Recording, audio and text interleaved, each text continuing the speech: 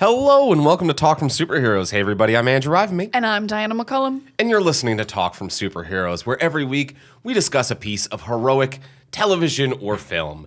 And this week on the podcast, guys, we're going on an interesting journey. We are having an adventure into a brand new franchise for us. A blind franchise. So, we are doing the Twilight Saga : New Moon. New Moon. All right. Who dis? The fact that the following movies are called the Twilight Saga : and not even Twilight : throws me off a bit. The second Twilight movie we are doing today, we decided to throw this on our schedule because we're finishing up the Batman. The Robert Pattinson. A Robert Batman. Pattinson joint. So we're like, oh, what else has Robert Pattinson done that we can celebrate? And then also Air quotes. Celebrate. But also, Morbius is one of the next big releases on their schedule. So we're like, what do we fill between the Batman and Morbius? What meets the middle of Robert Pattinson and vampires? And there was really only one logical choice about what exists in the middle of Robert Pattinson and vampires. Yeah, there wasn't a lot that was a better choice, because if there were, we would have done that.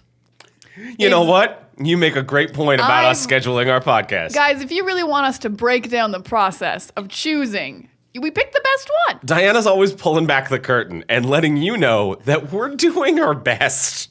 We are. At any point, if you think we could have done better, you're wrong because we're doing our best. We might have done a bad job. Yes. But we did our best. We always are doing our best. It is Please the keep best this in decision that we could have provided with the knowledge that we have. So be nice to us. Please be nice to us, I think is the point. You guys are pretty nice to us, though. You guys are all very nice to us. So just keep listening. Yeah, just be yourself. You're cool. But we're doing the Twilight Saga: New Moon on today's episode of the podcast, which is the second Twilight movie, for those of you who don't know the naming conventions of the Twilight films.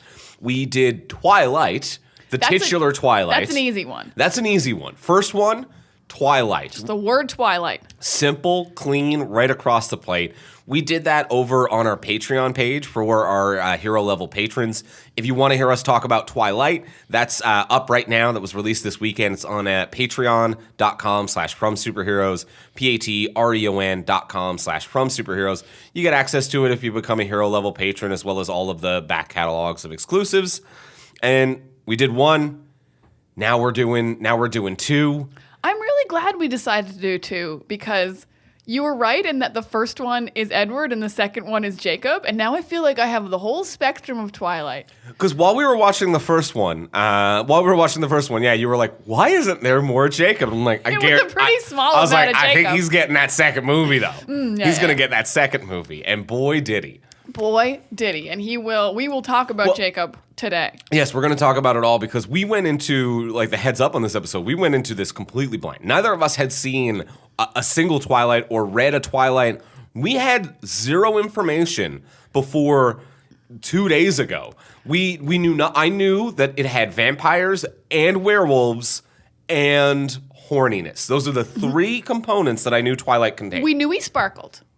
Oh, I did know about sparkles. We famously knew he sparkled, and then all the rest of my Twilight knowledge, I think, is from the Parks and Rec episode where Will Forte locks himself to the wall and talks about Twilight the whole time. Same. And that was the extent of my Twilight knowledge, which was basically just saying the word Twilight over and over again. Yeah. He didn't get into the plot too much.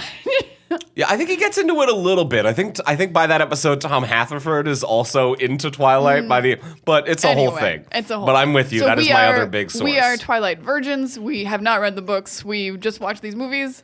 And we'll let you know what we think of that. Yeah, and we haven't finished the franchise. We have no idea how the saga ends. But we might. We might. We've only seen two. We are little babies. I'm slightly invested. I'm wandering out there in the woods hoping a werewolf will help me. That's how unaware of the Twilight series I am. Please stop wandering. I'm going to stop wandering. I'm going to take your least. hand, and we're all going to be just fine. But before we get into today's episode, we want to thank our sponsor sponsor of today's episode. It's our wonderful friends over at Quip. Yes, because good health starts with good habits, and Quip makes it easy by delivering all the oral care essentials you need to care for your mouth straight to your door. Straight to your door, makes it easy. I've got my Quip on a regular schedule. It shows up. I know when it shows up, it's time to change my brush head. I even order extra brush heads because a little thing about me, recently I got aligners. And for those of you who have had aligners in your life, you know that you are brushing your teeth way more than usual. So I just upped my delivery schedule because I need to change my brush head a little bit more frequently. And also, I just keep a little extra Quip brush head like in my go bag. So if I need to brush my teeth while I'm out, I'm like, I just got that little top bit. And like, that's all I really need, just that little hit of Quip.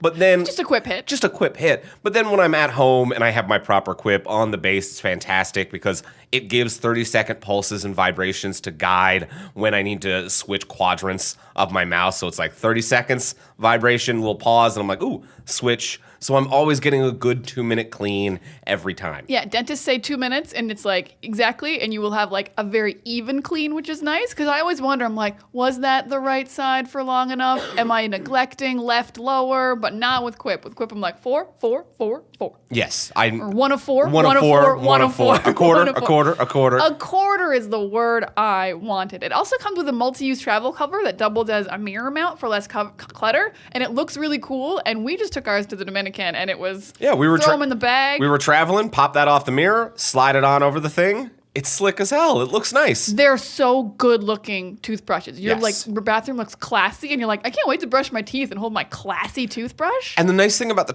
travel cover is that it covers it up in a sleek way, but in a way that also covers the on button, so it's not actually going to accidentally going to flick on in your bag and start vibrating around and kill the battery or get you in trouble with airport security. It's just, it's nice, it's secure, it's travelable, it looks clean. I love it. And you can earn rewards. I've been doing that. You've been doing that. You get the app, you brush your teeth, you get free stuff. Yeah, it syncs it up via Bluetooth. It lets you know, it tracks your clean, and then you earn rewards for it. And also, they've got lots of other products over at Quip. You can get their anti-cavity toothpaste. They have 2 different ways to floss. Their floss string or their reusable floss pick. They have gum. They have mouthwash. Pretty much everything you're going to need for your oral care routine. Yeah, they got stylish and affordable electric brushes starting at just $25. You won't be paying through the teeth for better oral health. So if you go to getquip.com/super, right now you'll get your first refill free. That's your first refill free at getquip.com/super. That's GETQUIP.com/super. Quip, the Good Habits Company, and thank you, Quip, for your support. Thank you, Quip, for the clean teeth. And now let's get into this episode. Let's talk about the Twilight Saga, New Moon. It's new.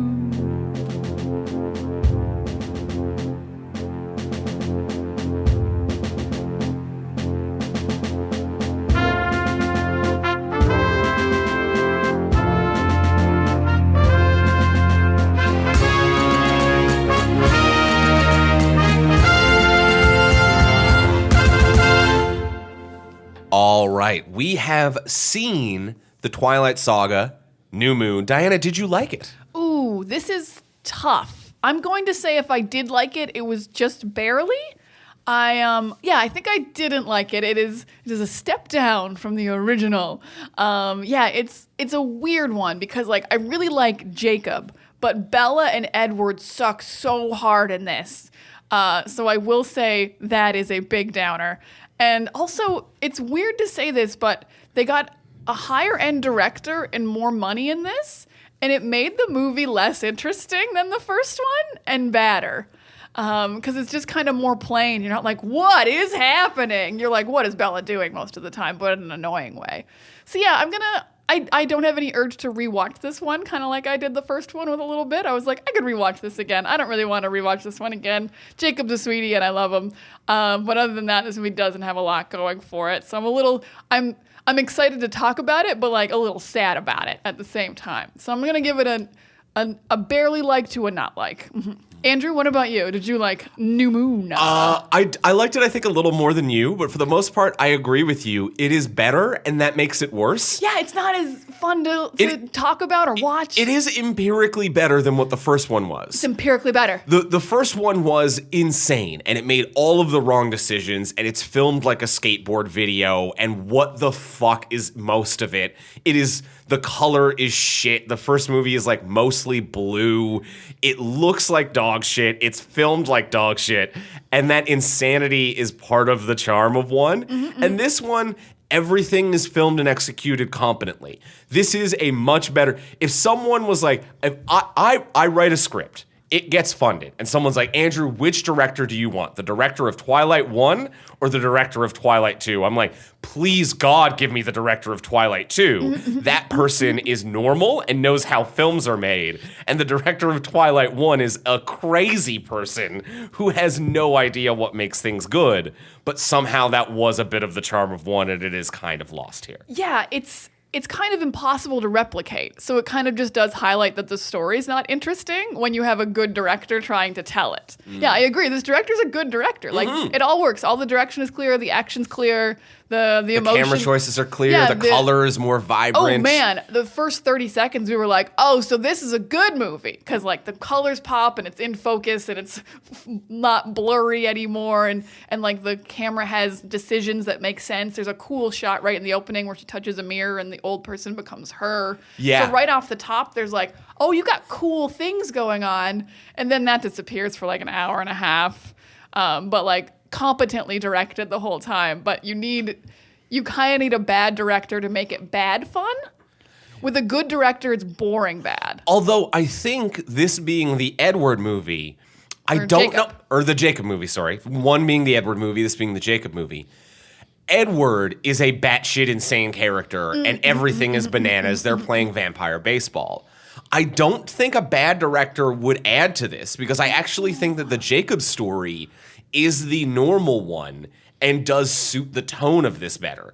That a batshit insane person should do the batshit insane characters movie, which is Edward Cullen, the vampire, and then a normal director should do the Jacob movie, the normal character, the werewolf one, and this one.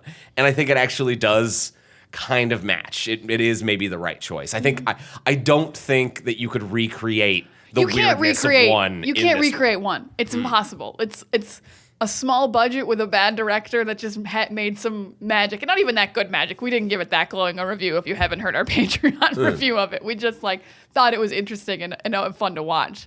But yeah, this one, but you're right. Jacob it's like, I think you're a quarter of the way through the movie before even he finds out he's a werewolf. Like, He is a normal boy until that fever hits him, until he gets a haircut. So all of long-haired Jacob, he's like, I have no idea I'm a supernatural creature. This is just a genuine romance between two teens. Now, this movie is better because it is a better romance. Let's start off right away by saying immediately, Team Jacob. Team Jacob! Team Jacob! Guys, hard! Oh my God. How is there any other choice?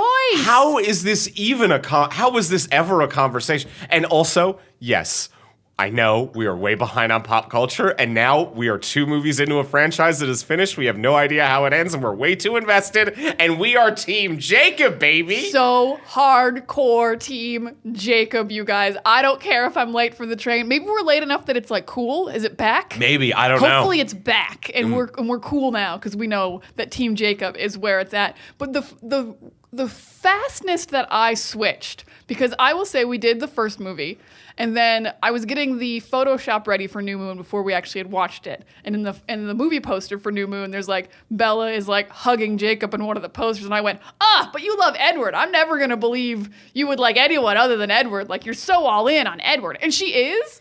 But I'm like 20 minutes into New Moon, and I'm like, oh my God, please choose Jacob. I never want to see Edward ever again. Please let the next 3 Twilights be Jacob and Bella, and none of this broody boy. Yes. Yes, Jacob is, although at the same time, Jacob is so much better. Team Jacob, she doesn't deserve him. She doesn't. Like, I don't even want them together, because I'm like, Jacob deserves a better girl. She doesn't. But I think like her romance is the audience proxy romance. Yeah. We are to imagine that we are Bella and we make this decision, and that it's not even a contest. It's Jacob. There is nothing to choose with Edward. Like, maybe, like, physically, he's, like, what you like more. Like, they're both very cute in different ways. Yeah. They've got different cutenesses going on. But, like, he has physical body heat. He is also, like mentally warm.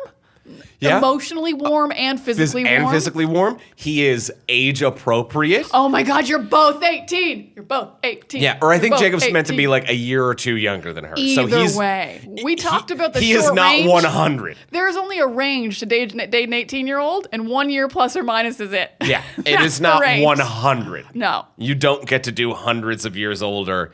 It is weird and nasty. And just wonderfully supportive, so patient, so understanding, protective. He protect, but he also attack. He protect, but he also attack. And he's a dog. I love dogs. And true. And also, I feel like when he has scenes with Bella actually has a personality. Yes. Because in the first movie, Bella is just a stuttering weirdo. Like, she has no personality at all. She is just a placeholder. In terms of writing, she could be absolutely anyone. And maybe that is part of the appeal of this as a character to teens, to be like, that is this the appeal of Bella. Almost a silent protagonist, to be like, you don't exist, which means that you're completely unobtrusive in me substituting myself into your romantic story. But when Jacob's around, she actually has a personality. Like, they're doing activities together. She is not just standing around waiting to be told what someone else's life is. No, she actually has, like, motivating factors. She's like, I want to fix these bikes. I'm going to pull over and see if these guys jumping off a cliff are in trouble. Like, she actually has agency and she does stuff on her own, but, like, in a way that he supports, but she also needs him for. Yeah. Yeah, they're lovely together. Now- Team Jacob, so hard. Now, I will say, we learn her personality through him more than we did through Edward. Her personality is straight trash, but that is the sign of a better boyfriend or love interest, that they allow you to have a personality. Yeah, you can Even if grow. your personality is trash, your partner should let you be it. Yeah, you have to grow, and maybe you grow into a garbage can and not into a flower, but you've grown into something. At least she had a she's chance. the seed of a garbage can and not a flower. But most people don't know that's where garbage cans come from, but they are just, you plant them and sometimes you get a garbage can. And she got one, but she had the chance to grow, which she does not do with Edward ever, because literally every conversation with Edward is, make me immortal, I need to be immortal, oh my God, I'm 18 now, make me immortal, I need to be I'll a be vampire. old and gross one day. You're 18! But like, and she wants to be like, now I'm getting older, I'm 10 days older than you. And it's so annoying, and it's literally the only thing they talk about. Like, they don't have a conversation about, like, what a nice day, or they have a conversation about Romeo and Juliet, but in the way that, like, it's about them. It's a parallel of, like, we can't die together. This is about us and our impending death. Like, what kind of shit relationship is that where every second of the day you're just thinking about dying? Ugh. Yeah. But with Jacob, you think about living. Ooh, yeah, Genuinely. you do. Like, and they live a life, and like they're mortal as well, which is nice. That's nice. I think that's nice. Yeah, a sense of community. Everything about Jacob and his family is. Although I do love the Cullens as a family. The Cullens are a nice family. They're both a nice family to join, which is actually like conflicting. You're like, oh shit, the families of both these guys are actually really, really great. They're both like, I protect and I attack. Both families are like that. Yeah. So that's a tough one. But the boys, it's easy because like Edward's 100 and he's not interesting. No, he's not interesting. He's gross. He's kind of boring. He'll just leave you again, probably. Like, he's just a dramatic little bitch, and he will leave. Dramatic. Yeah, he will leave you again. Yeah, he sure. absolutely will leave you again. Yeah, you cannot trust this dude one bit. No. So I'm really glad we are both super, and we also Hard just love Taylor Lautner. I mean, he's Shark Boy. Shark Boy is crushing it. In Shark this. Boy is crushing it. He is so warm and kind. Yeah, and jacked. And absolutely jacked. And I will say, like, I don't mean this to discredit. I think Robert Pattinson actually does a really good job of Edward, and Edward is a bland, annoying bitch. Yep, and Taylor Lautner does as good a job with Jacob, and it's just naturally a way more likable character. But I love, and because of that, I love Taylor Lautner as Jacob. I love Taylor Lautner as Jacob. I feel like Robert Pattinson has literally already gotten to the point where he's not trying anymore, though. Like, he's over this character. Oh, yeah, by the second movie, he's done. Like in the first one, he had like a little bit of charm and he tried a little, he added a little humor, he did the glances, he did a little work. In this one, he just stands straight still and he's like, you told me you wouldn't be reckless. Don't be reckless. Are you sure you need to be reckless? Don't do it, Bella. Don't do it. But no, he didn't even put that much inflection Yeah, in. that's true. You're giving him too much credit. He was just like, I shouldn't have signed 5 contracted movies. But that said, also most of his scenes was as a ghost on a soundstage. He didn't have many scenes as an actor with other actors. He didn't. That's fair. Yeah. And then he's just walking into the sun, and then he's just fighting another vampire. Yeah. He does. This is the Jacob movie. Edward does not have a lot to do. No, he doesn't have a lot to do. I want to talk about just Bella's garbage personality. Oh, yeah. Garbage can Bella. Just an absolute trash person. So in the first movie, it's like, oh, you and Edward kind of make sense. You're kind of melancholic, quiet, introverted. You're just like, you're some quiet weirdos. And that kind of gravitates towards one another. And in this one, she evolves from quiet weirdo to full-blown lunatic, to like full-blown, like, you endanger your friends' lives. Like, you are a actually toxic and very bad person to be around. Whereas prior, it was like, I'm not into shopping as much as my friends, but it was nice of them to invite me. I snuck off to a bookstore. And it's like, yeah, that's a perfectly normal, like, a perfectly, like, valuable friend in a friend group. Yeah. Whereas in this one, it is, I'm going to try to get assaulted by the group of people who did a sexual assault last time. And my girlfriend's with me. And she doesn't know that I'm seeing the ghost of a vampire. All I am doing is putting my friends in mortal danger, and they have not been given choice or information. Yeah. In fact, they've been lied to, because she's just like, that's my friend over there. She knows those guys. She doesn't say, Edward saved me from those guys and he read their minds and they were going to absolutely assault me.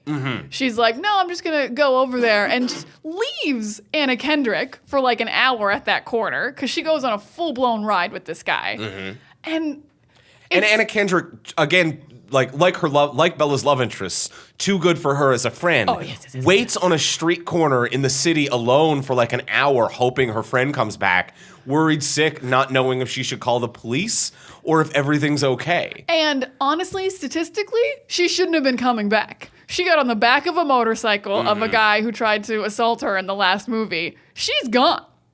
You're property now. You have no werewolf or vampire protecting you at this point in the movie. To the point that the movie didn't know how to solve the problem, and it was solved off screen. So for those of you who haven't seen this recently or like need a refresher, it's this scene where like she is going through an insane time because Edward broke up with her for her own safety. And she is legitimately an insane person and is looking for adrenaline thrills to kind of get, I don't know why, but to feel something that gives her a relief. And she sees a man who in the first movie, this biker guy and his group of friends, grab her and try to assault her in a dark alleyway. And Edward is like, and there are implications. Clear implications of what is about to happen. Edward saves her. And in this movie, looking for a thrill, she's like, hey, let's go for a ride together. And he's like, yeah, baby, I don't even care about your name. You don't get to know mine. Like, shut up and get on. Drives her to a dark area of town. And then she comes to her senses and is like, actually, I don't think it's safe. And the camera just cuts back 2 blocks away where she just walks up to Anna Kendrick like everything's fine. Like, the movie couldn't figure out how they got her out of the situation where they sent her willingly off with an assailant. There is no situation where that guy was like, okay, that was fun. Have a nice night, dear. Walk off around the corner and I won't bother you again. No, he would be like, you owe me for the ride. He would take her like something bad is happening. Very dark. And I'm not things. saying the movie needs to go this place. No, but like it wrote itself into this corner and then was just like, actually, forget about it. Fuck. It's like someone improvised this story on stage and was like, actually, I don't like where I went there. Just fucking forget about it. Yeah, this is a movie about werewolves and vampires that sparkle, and the fact that she got away unassaulted was the least believable thing in the film. I was like, Yeah. absolutely not. No. And to do that to Anna Kendrick, too, to bring your friend into that bullshit. Yeah, because she didn't even say, like, wait here or, like, come back later. She was like, I know that guy, which could lead Anna Kendrick to believe they can go over there. Yeah. Terrible. Which she can't. And Anna Kendrick, like, came out with you, even though you've been a shit friend lately. And she came to watch a movie with you, like, oh, yeah, garbage. And all of her friends are too good for her because, as we discussed in the first one, like the friends are perfectly cast, perfectly written. They feel like actual like high school kids, and they're patient with her, like they're friendly, but also give her space, but welcome her back without judgment, knowing that she was going through depression.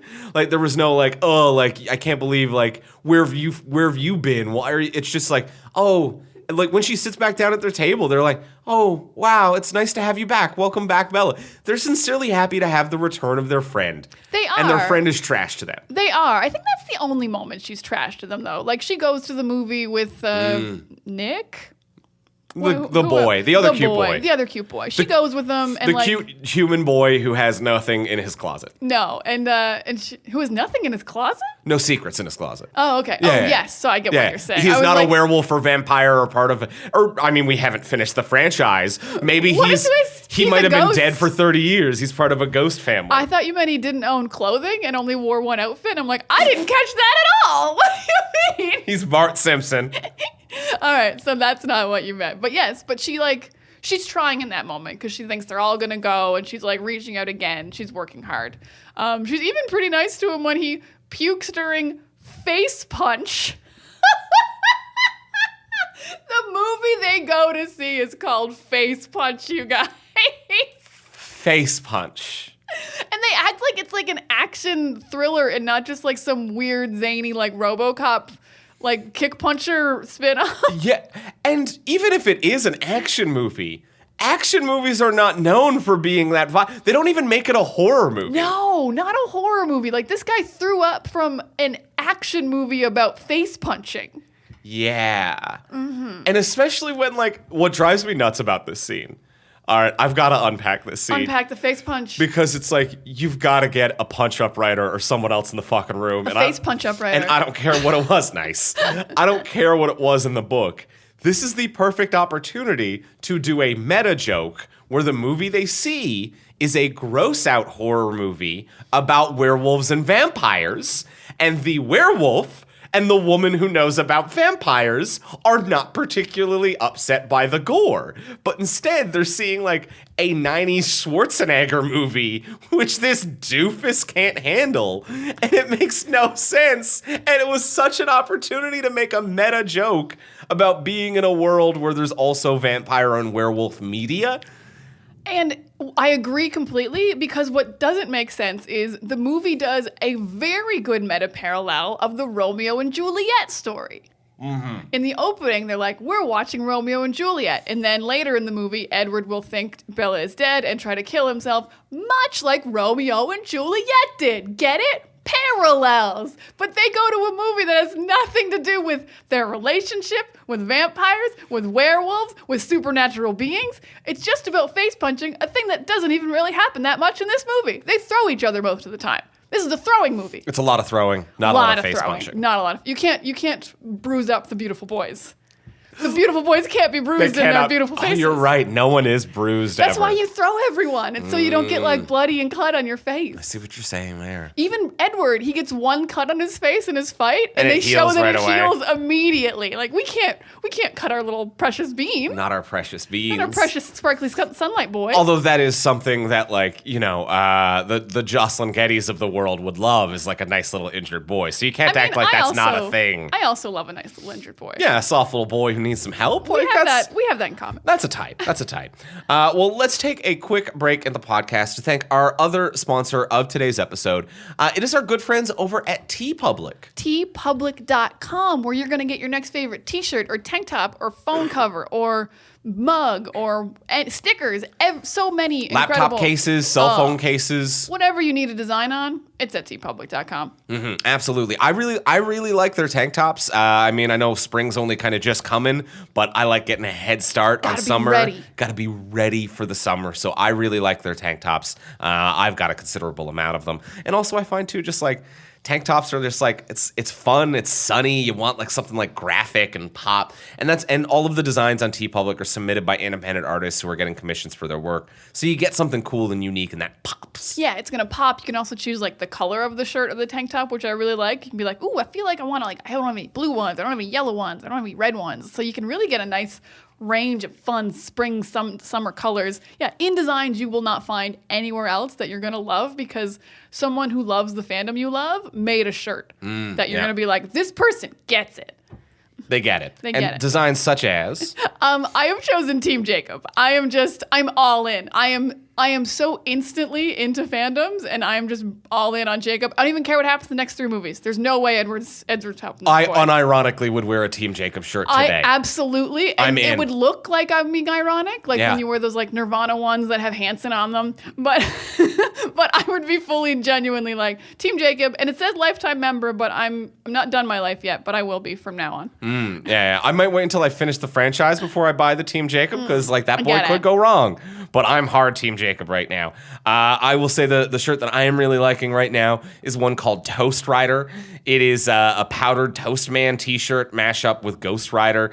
So it's powdered Toast Man from Ren and Stimpy and mashed up as Ghost Rider, and it tickled me. It's the perfect mashup, and I just haven't seen a powdered Toast Man reference in a minute. This really kind of warmed me to my core. I'm liking it's called Toast Rider. You were so happy when you saw that shirt.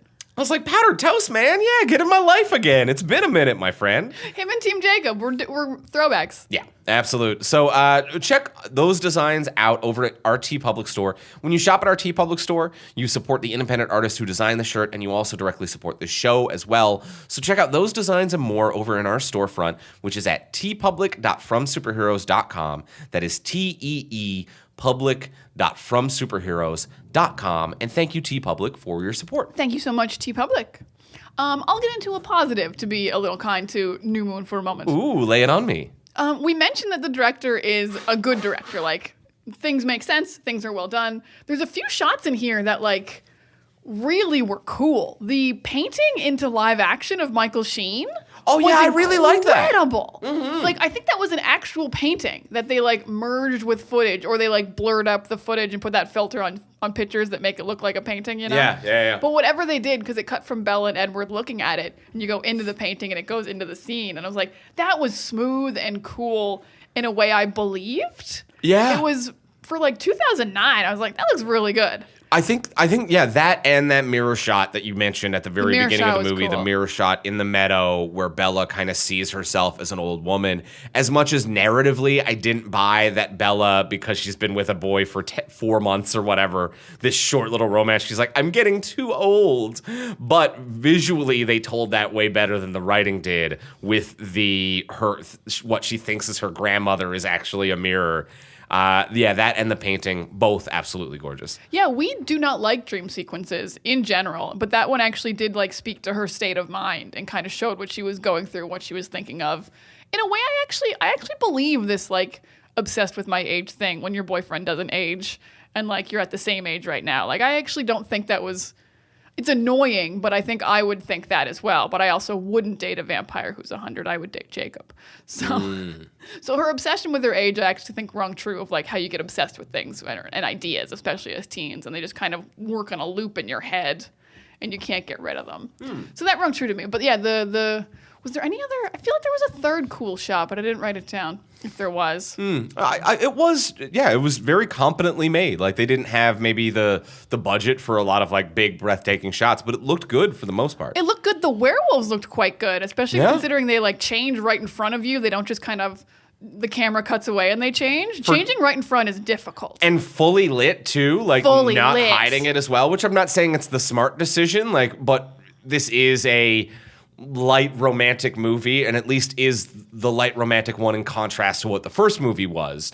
So the lighting makes sense, and you can't really hide much in a perfectly lit place, and it looks pretty good. Yeah. That said, there are a couple of like very bad green screen composite shots, like the kids on the cliff and stuff, where I'm like, why does like the werewolf looks more believable? Like some of the shots do look like dog shit. The cliff didn't make any sense because, like, that was a real cliff. They weren't real, but, like, she went there a few times. Like, they filmed it. That wasn't stock footage of a cliff. Maybe for safety reasons, they couldn't get the kids there, or, like, they couldn't film on there, or, like, the weather was bad. I don't know what it was, but it looked rough. Some of the just basic blue screen, green screen composites looked really rough. And then stuff like the werewolves looked fucking great.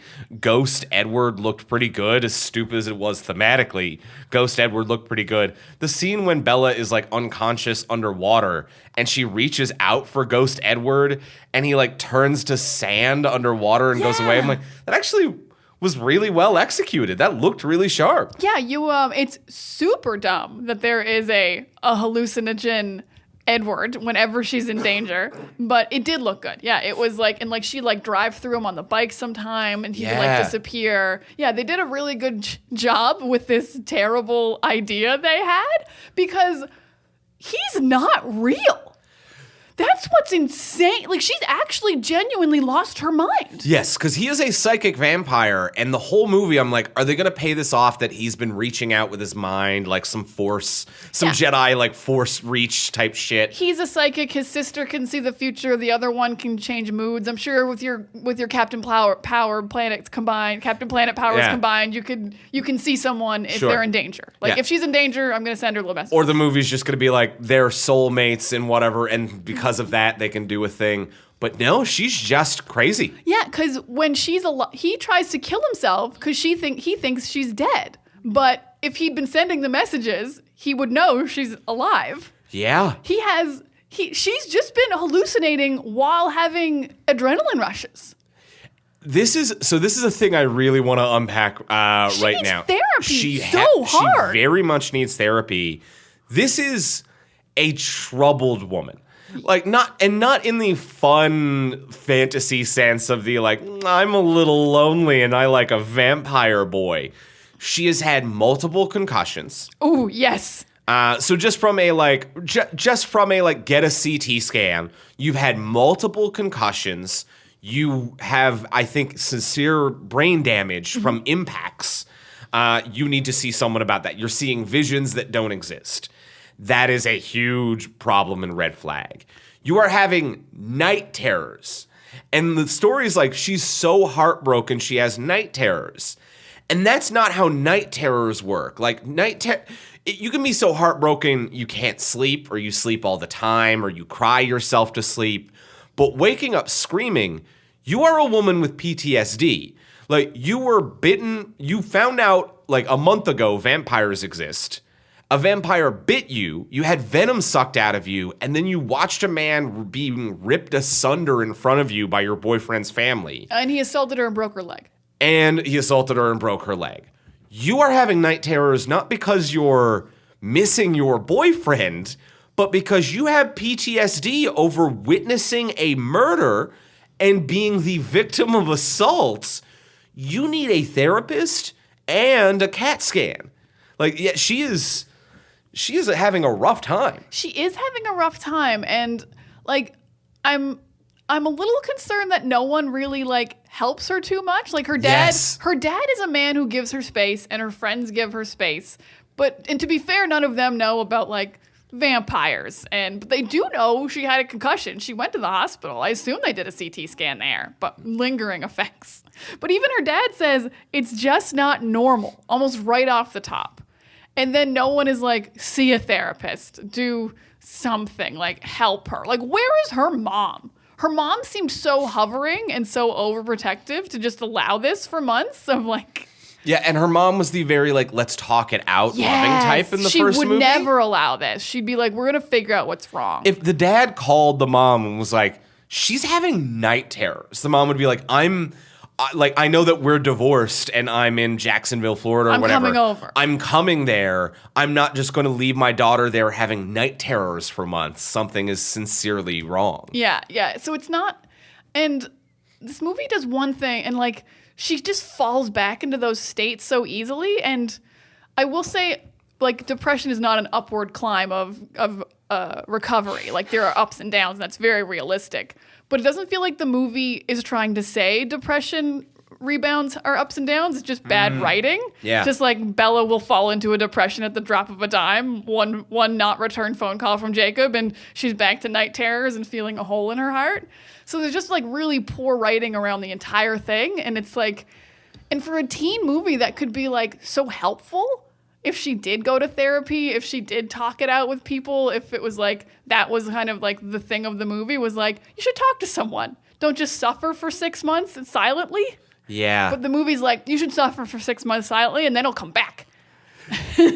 That's romantic. To suffer silently is romantic, and that is not good. And I think that is, that is one of the statements of the theme, which is the very beginning when they're in class, and it's Edward and Bella, and they're watching Romeo and Juliet. And Romeo and Juliet is a tragedy, but they seem to glance over that, and Edward's like, fuck, that's romantic. Yeah. And the theme of this movie seems to be Romeo and Juliet are awesome. Romeo and Juliet crushed it with romance, and let's do the same. And that is not the theme of Romeo and Juliet. But not even like the whole movie. They're like, the fact they die together is what's romantic. He's not like, it's great that they ran off and got married, which they are going to do at the end of this movie, apparently. Like, he's not like, it's great that they fell in love so quickly and both believe that they're in love and are willing to defy their parents to be together. Like, those are kind of cool ideas of Romeo and Juliet. Like, love conquers all. There are romantic things in there, for sure. But love didn't conquer death. Death conquered love at the end of Romeo and Juliet, and that's not the romantic part. Yeah, tragic miscommunication is part of the tragedy of Romeo and Juliet, and his whole thing is, what if I just didn't communicate? And shame on you, Edward, for being able to quote Romeo and Juliet word for word and still not checking that she was actually dead.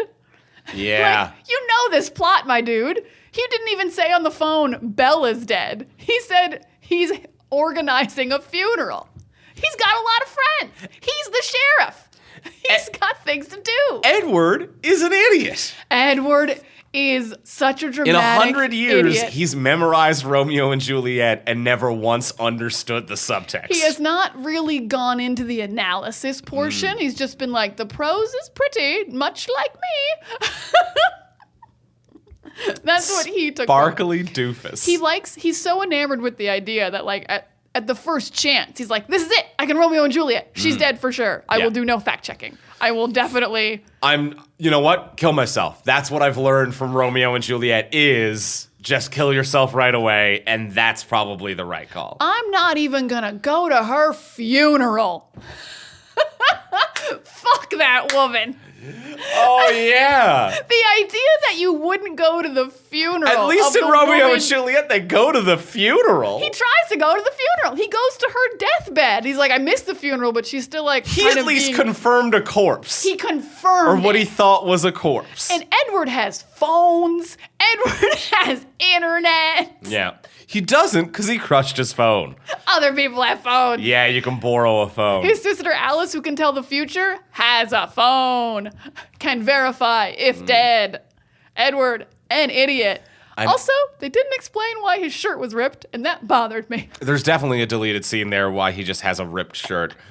To go back to something that you said real quick a moment ago that I think is actually a really good point of like what this movie could and should have done, which is like talking about your problems, talking about your depression and what it is that you're going through. And I realize part of the tragedy of this story is that she is wrapped up in a world that she is not a part of. Obviously, she can't tell her father about vampires and about all of the crazy, and her friends about all of the crazy stuff that's going on. But once she finds out about the world of werewolves and Jacob, like she kind of is like going through waves of somewhat improvement of her depression, falling back in through a sincere friendship with Jacob, but can't really talk to him about what's really going on. Once she finds out he's a werewolf and knows about everything, she still doesn't talk to him about what's going on. And I think then like the movie really does cross into the grossly like, just don't talk about it, and it's romantic to not talk about things. But it's no longer the like, oh, it's tragic to be alone and not have someone to talk to. You have someone to talk to. Talk to him. He's awesome. He's awesome, cool and dude. she is choosing not to let him in, and he is inviting her in and sharing things with her. Like he goes in about, he's like, I'm worried I could hurt you because Sam hurt his wife one time when he got mad. I don't want to hurt you, and he's sharing things about this supernatural power and about how it could affect their relationship and what it means to him. And she's just like, I need more time. I need more. And he's so great. Like when he goes in for not a kiss but a comforting hug. Fuck. That's the dude. Man. That's the dude. Man. That's a comforting the dude. hug on those biceps, on that chest. Mm-hmm. Love it. Yeah, you get in there and get a slice of that. Oh, I'd cuddle that so fast. Mm-hmm. I'd get in there. Yeah. Fall asleep. Oh, yeah, because he's warm. I'd sleep so good. All right, he's warm. He's even she's like, ooh, you're warm. It's like, yeah, you've been cuddling a corpse for a year. A literal corpse. No wonder you wear those giant mittens. Your boyfriend is freezing cold. Is a corpse. I think just conceptually, Jacob and Edward aside, if you have the choice of romantic partner, you go werewolf over vampire every time. I think you go, especially because although these are not moon-oriented werewolves, because I always think like these are more like Hulk rage-oriented, yeah. but also kind of if they want to as well. Mm-hmm. Because the thing with werewolves for me is usually like, well, you know when they're going to change. You lock them up, you get away. I think in any version of werewolf, actually, even lock them up, get them away, or this one where it's at will an occasional Hulk monster, still over vampire. And even at will, it's like they're angry, but they seem to retain their like sentience for the most part. They're like, I'm still protecting Bella. I'm not just like a crazy dog.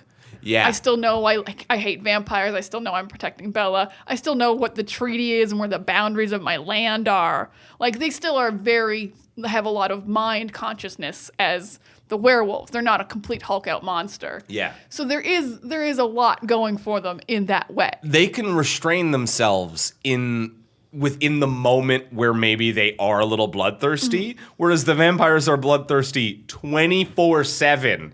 I will say, these are the most bloodthirsty vampires I've ever seen in a vampire movie. And I mean that in the way of like, so many vampires are like, oh, I love blood. Blood, blood, blood. But the vampires in Twilight are the only ones that I've actually felt like are 100% all the time like, God, I just need it. Like they feel tense about it. It's a drug. It's not food, it's drug. Like most vampires are like the way that we treat like food and drink, where it's like, I want something to sustain me and I enjoy a good meal. But these vampires treat it like it is a hardcore narcotic that they have never really gotten over. Yes. Yeah, like they're tense about it, whereas I feel like most of the vampire movies are very like chill about it. They're like, I enjoy blood and I want it and I crave it, but in like a sexy way, not in a way that's putting me on edge and I just like am fighting it all the time. These vampires, like, I really genuinely believe Edward could bite her at any moment. Oh yeah, 100%. He actually does a really good job of being like, I am always not trying to bite you. There is never a moment where the feeling passes away. He's honest about it. Yeah. And I think the scary thing about that is like, he doesn't sleep. So like, he's always thinking about it. So you're sleeping and he's just there looking at you, spending 8 hours being hungry and restrained. At least a werewolf naps. Yeah, you you get a good sleep with a werewolf. Oh, you get a nice cut on the couch with a werewolf. Oh, dies for it. Yeah, so werewolf over vampire any given day of the week. I'm choosing that. Very briefly, you said something about being warm, and I want to point out just one quick scene. That scene in the rain must have been hell to film. Where it was raining super, super hard and Jacob's shirtless and they're like kind of breaking up but not. It's Jacob and Bella. You didn't I'm trying to remember it. It was raining so hard. Oh, yes. No, I kind of remember this now. Yeah, and yeah. like, I just felt bad for them. I was like, this is the hardest rain I've ever seen.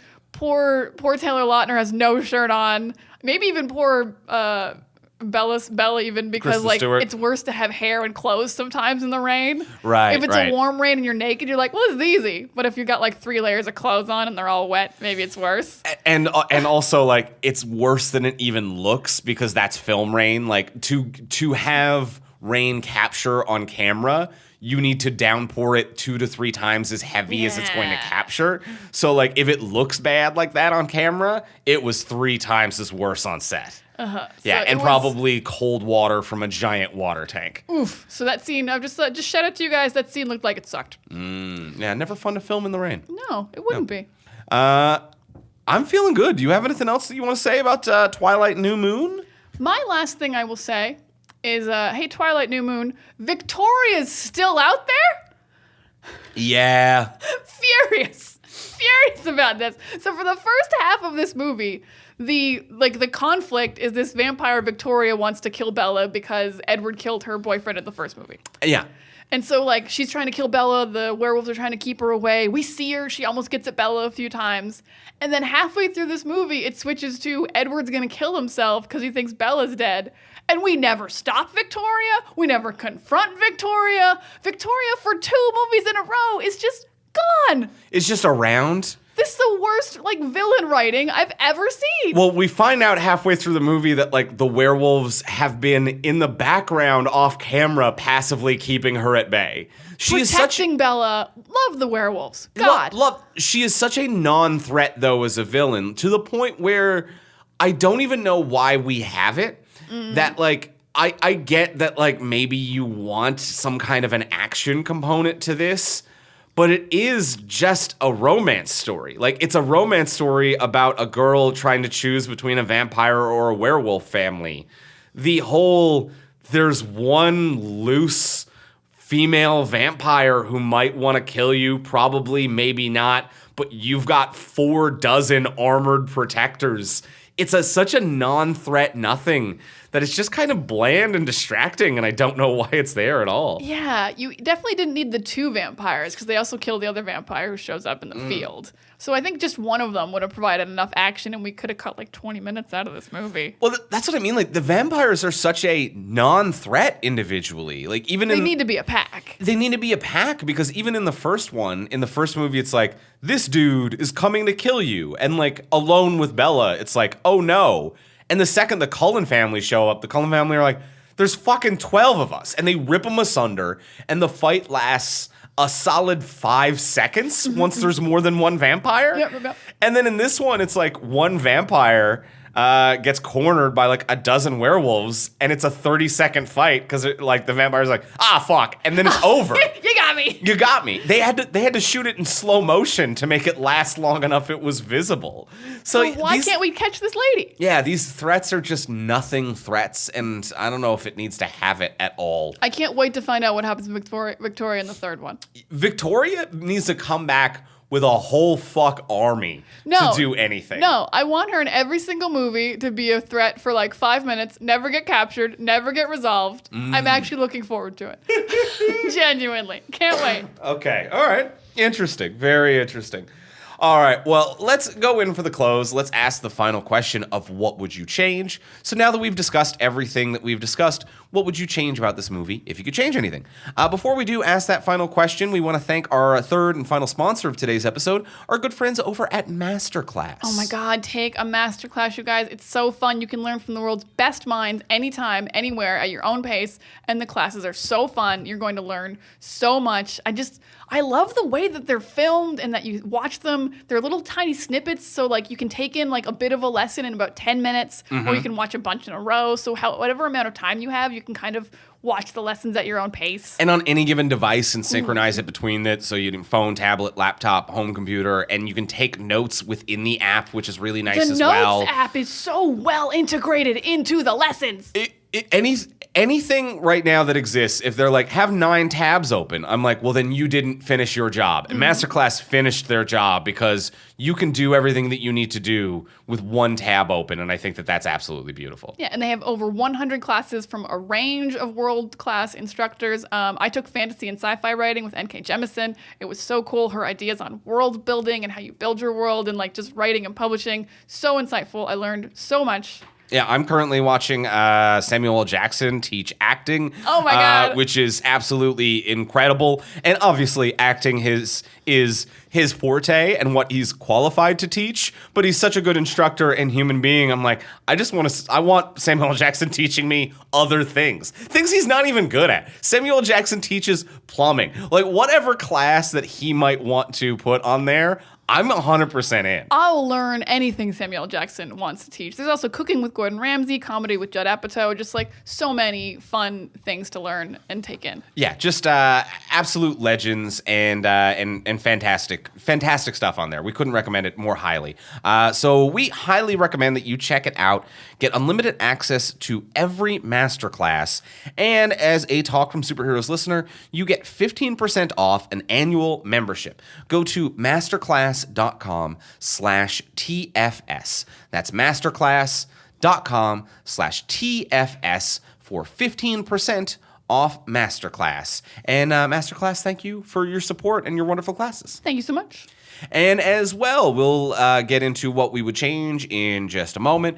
But we'll remind you, if you want to support the podcast, if you haven't already, you can leave a rating or review on Apple Podcasts, Spotify, Podcast Addict, a lot of the podcatchers where you might be getting this. Anywhere you can leave a review. Wherever you're listening, you can probably leave something. We would love it so much. It helps us move the charts. It's helped people be like, this is a good podcast. And we'd love if people thought that. We want people thinking that. We want to put that thought in their minds. We assume you think that, so we want you to share that thought with other people. Inception, everybody. Boom.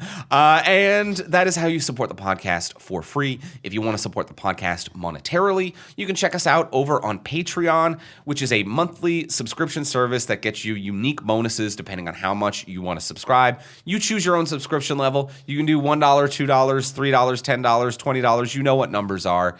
You can choose any of those amounts. There's no obligation. You're not locked in. You can cancel or change next month if your finances happen to switch. So you can change things up. If you want to, you can also sign up for a year in advance, and then you get 1 month free. So whatever it is that works for you. And at the $10 hero level, you get a bonus episode of this podcast every single month, and you get immediate access to the full back catalog. So right now, our episode on Twilight 1 is up on the Patreon page if you want to hear us talk about vampire baseball and the pure insanity that is Twilight 1.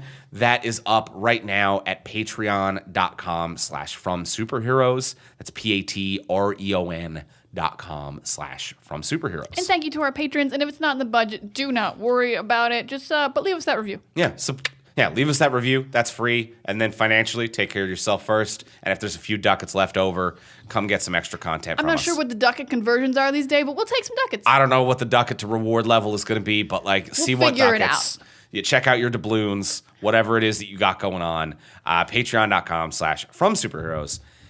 And now, let's go in for the close. Let's ask the final question of what would you change? Diana, what would you change? This is a tough one because this movie's a little weird. And my biggest changes absolutely everything, which is that she chooses Jacob because Edward sucks. I want them to just talk more and her to and she helps him and I want her to help him and be like, I know what this is like. I know a vampire who's a supernatural being. I can help you. We can be together. I'm not freaked out. On an actual writing level, I might to get them together to be get to the point where she chooses Jacob. I actually think I was thinking Jacob flies her to Italy, helps her save Edward, and he's so heroic and he's so selfless that she's I'm gonna go with Jacob. He actually came here to save you. Isn't that cool? I like that he would be that helpful of I will help you save Edward. I'm that kind. I'm that giving. And then she's Edward, you suck. You abandoned me. And she goes home with Jacob. I love it. She saves him but doesn't forgive him and goes home with Jacob. So changing the ending for Team Jacob. Team Jacob ending is my biggest change because I would she wouldn't have night terrors. She'd just be a little sad. It's too much. It is too much. It's too much. It's you knew that guy for 4 months. You literally don't have some kind of magical bond, even though the movie keeps insisting you do. He thinks you smell good, and you think he's cute. And that's it. That's it. Yeah. This isn't a hole in my soul, night terrors, I can't move or function kind of love. You knew him for 4 months. You won't remember him in 10 years. No. I don't remember the boys I dated at 18. I mean, if one of them wasn't immortal, you would. I would file that away. I'd file it away. I would file that away. I mean, he might pop up in my Facebook memories. Yeah. There you go. So yeah, biggest change, Team Jacob. Less of a depressive state, more realistic sadness. Yeah. Yeah, so that's my biggest change. Andrew, what about you? What are you changing in New Moon? My biggest change is around Jessica, I believe, is the female vampire who escaped. What is Alice. it? Alice. Oh, wait, no, Victoria? Alice is the sister. Victoria. Oh, Victoria. The evil vampire. Victoria. So my main change is around Victoria, who we've established that one vampire is not a threat. It's not a threat to the Cullen family. One vampire is not a threat to the werewolves. They've even established in this movie that if a vampire does something too public, that the vampire council shuts them down. So literally one rogue vampire is in no way a threat to anything physically. But they have not made her an intellectual villain in any way. Like this movie, they start with this whole like Romeo and Juliet thing, which kind of ends up in a parallel for like the death pact that Edward implies upon himself. And even though there are warring there are families with tension, the families are not warring, and there is no political or diplomatic or subterfuge subplot. Like, if this evil vampire was doing something to set up the Cullens or make the werewolves look bad or trying to get these two families to break the pact, because as it is right now, no one is making Bella's life more difficult other than Bella. There is literally nothing, there is no external factor that is making the decision difficult for Bella. It is just Bella not sure what to do with her life, and that internal conflict works, but there is a dozen external factors that are not applying any force at all. So I would say one thing would be that like maybe one of the werewolves has died and a vampire has done it, and they think it's one of the Cullens. And maybe one of the Cullens dies and they think that it's the vampires in retribution, when in fact it is this evil vampire Victoria coming to get revenge and knowing that singularly she cannot walk up and kill the Cullens, or singularly she cannot take over werewolf territory. But if she pits the two against one another, then they'll fight each other, and that leaves Bella vulnerable. So make the one underpowered villain an intellectual villain. All right, so Victoria will be Zemo in Civil War. Yes, exactly. And like you depower everyone. Yeah. They use other resources fighting each other. Mm-hmm. Yeah, I think that works incredibly. It is silly we go to Italy. Do you know how much that costs? It is weird that there's a random... Where did you have money to go to Italy, Bella? They added a whole subplot about the politics and laws of vampire stuff, and it is not to do with it has nothing to do with the central conflict of the movie. Which we've established. There's like political stuff. There's a treaty. They can't go past it. There's so many ways. And like Victoria, like in the first one at least, had a tiny line of intelligence where she said we led the hunters in the wrong direction. Like they led them out of town and then they went the other way. So she has at least a modicum of intelligence to be like to maybe plan something like that, because it seems like the treaty could drop at the drop of a hat. Yeah. And at least that gives Bella something to do as a mediator. Absolutely. To try to broker the peace. She's not part of this world, but that makes her a neutral mediator of, I know the werewolves and I know the vampires and I am going to keep the peace. She both escalates tensions, but she wants to de-escalate them at the same time. It would really give her something to do, and I wouldn't mind just staying in Forks. Yeah. This town's called Forks, by the way. It is that is a whole nother thing that we never got into, is that a lot of the like the deeper stuff of the writing of this is like puddle deep. The like, we're referencing Romeo and Juliet, and it's like, what? And it's puddle deep, and it's like, oh, because she's at a crossroad of her life and decisions, but you didn't want to call it Crossroads, so it's called Forks because it's a fork in the road, I guess. It's just like, was kind of puddle deep. Town doesn't even have a giant fork. There's no fork in it. There would be. If your town's called Forks, there's a giant fork somewhere. So, that's my main thing is that there needs to be a reason for these two. Because as it is right now, the Cullens and the Werewolves, they both sincerely want peace and don't want beef with one another, and that's nice and fine. But it's no conflict. It's literally the heart of story is conflict, and there is none. Yeah, the writer of this does not like conflict. The author of Stephanie Meyer? Just internal. No, just yes, internal. She's all about the internal. Which cute boy do I choose, and that's it. Man versus self, not man versus man. Yeah. She's chosen. And So that's my New change. Moon. That's New Moon. I like the change. Yes. And I'm with you also, Team Jacob. You gotta choose Jacob. She smooches Jacob at the end, and they walk away holding hands. I love this for them. It's perfect. It's wonderful. Perfect movie now. And next week, we will be back on the podcast talking about Kingsman. The Kingsman. The Kingsman is what we'll be talking about next week. That was one that came out in theaters a few months back, but it was when theaters were closed here in Canada due to the pandemic. So we did not see or cover that one when it came out, but it is out for a home release right now. So we're going to be talking about The Kingsman next week. And then the week following, we will be talking about Morbius. More vampires. More vampires. They never stop. So we'll see if they glitter in Morbius. So Kingsman next week, Morbius after. In the meantime, if you want to get a hold of us, you can reach me on Twitter at Ivimey, Ivimey. You can reach me. I'm at Words of Diana. And you can reach both of us at From Superheroes. And we'll talk to y'all next week. Bye.